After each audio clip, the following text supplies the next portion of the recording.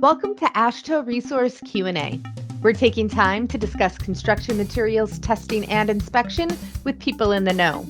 From exploring testing problems and solutions to laboratory best practices and quality management, we're covering topics important to you. Hi, welcome to AASHTO Resource Q&A. I'm Kim Swanson, and we have another From the Cutting Room Floor episode from a recent Proficiency Sample Program Insights episode, and we were talking about the hot mix gyratory samples.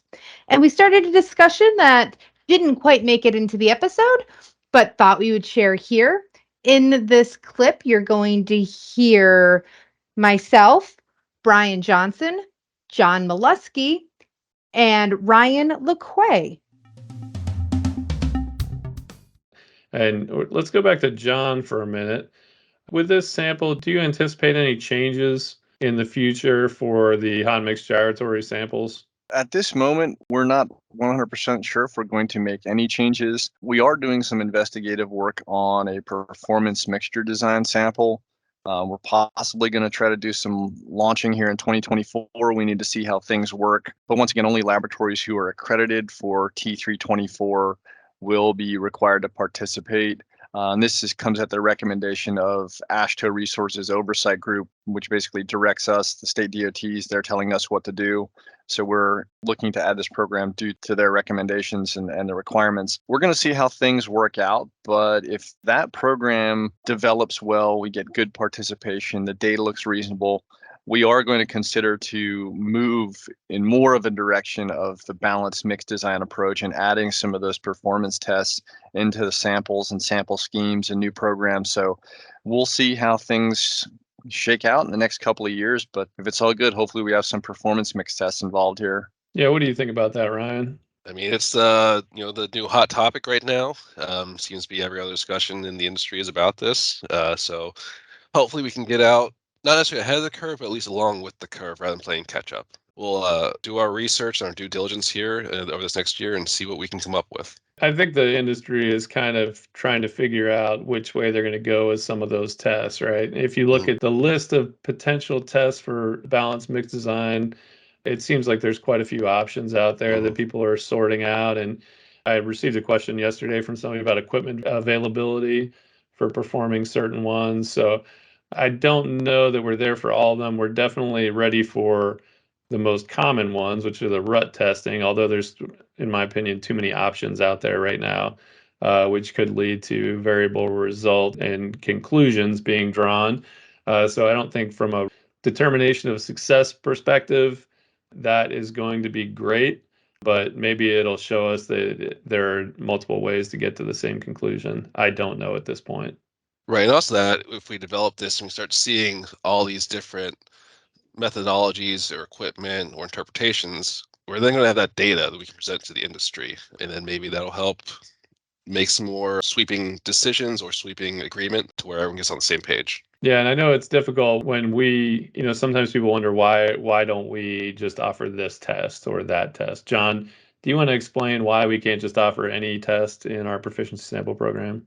It can be extremely challenging for us to, one, acquire material and to prepare the samples the way that we need to prepare them. This discussion about going into some of these balanced mix design tests, as all of you are aware who are listening and participate in the gyratory round, you receive raw material, you receive aggregate and a can of asphalt. We don't have the capability here to prepare mix in advance. Now, I'm sure some of you are thinking, well, you do that for ignition and solvent samples. Like, yeah, we do, but those are such smaller batches, and it takes almost 45 working days to prepare the samples for those specimens. And we have to, manage space and time with CCRL since we share the same building. So a lot of this branching out into these new samples where we would send a pre-mixed specimen, it's really not viable from a production standpoint on our end. So when we look at this Hamburg wheel track program, performance mix program, we will probably end up using plant mix. Actually, I'm not going to say probably. I said we will end up using plant mix. It's just too much for us to try to manage in our building. So that's why it's going to take us a little bit of time to develop. We need to figure out the best possible way to do this. Ryan and I have met with industry experts probably almost a half a dozen times now, 2-hour calls to try to discuss some of this information and figure out the most viable approach. Yeah, and I know we also have issues with number of participants, right? I mean, if you only have 5 laboratories that are running it, you don't have a reasonable statistical analysis anyway, even though you will read research papers where conclusions will be drawn on that many samples, which is troublesome. You really do need more data to figure out if you've actually got something there, right? Yeah, absolutely. The low-hanging fruit for us would be the Hamburg wheel track. We have around 150 AASHTO accredited laboratories. So that's going to be the first one that we pick off. Then I think, if I remember, Ryan, you can fact check me on this. I believe it is indirect tensile strength. Yep, that's our number 2. And that's, I believe, somewhere around 60 laboratories that are accredited. Right about there, yeah. Yeah, so those would be the first 2 that we decide if we're going to move in that direction. They're going to be the first 2 that we handle and tackle. What's your threshold for number of participants before you even start thinking about adding a proficiency sample requirement? The breakdown point for our data analysis is 17 participants. So anywhere under 17, the uncertainty of our average and standard deviation get too large to navigate around our ISO 17043 requirement. So once we break below that threshold, we will suppress the line items immediately just because of the uncertainty values. So that's a good callback to our last discussion about the VM samples. So we had those 3 there where we came underneath our threshold and had to suppress those. So in that instance, when we were talking about the VM samples, you decided that you will most likely remove that line item because there's not enough participation in it. How do people let you know, or do you just go based off of the accreditation, the labs accredited for the sample, of to know when there will potentially be enough people to make the sample statistically worth your while? I'm going to let Ryan talk a little bit here. He can kind of explain the approach because we've been looking at a winter highway maintenance program as well. So brine and salt solutions for maintenance in winter. And he's kind of going through the process there, so he can tackle that. Yeah, so it depends on how the sample starts. If it's something we're trying to do or if the industry's trying to, in which case, if it's the industry, they're approaching us, say, hey, here's what we want. By industry, I mean DOTs, federal highways, private companies, the whole spectrum there. Like, okay, great. Like, is this just you? Do you have other people on board? And like, well, we have this organization.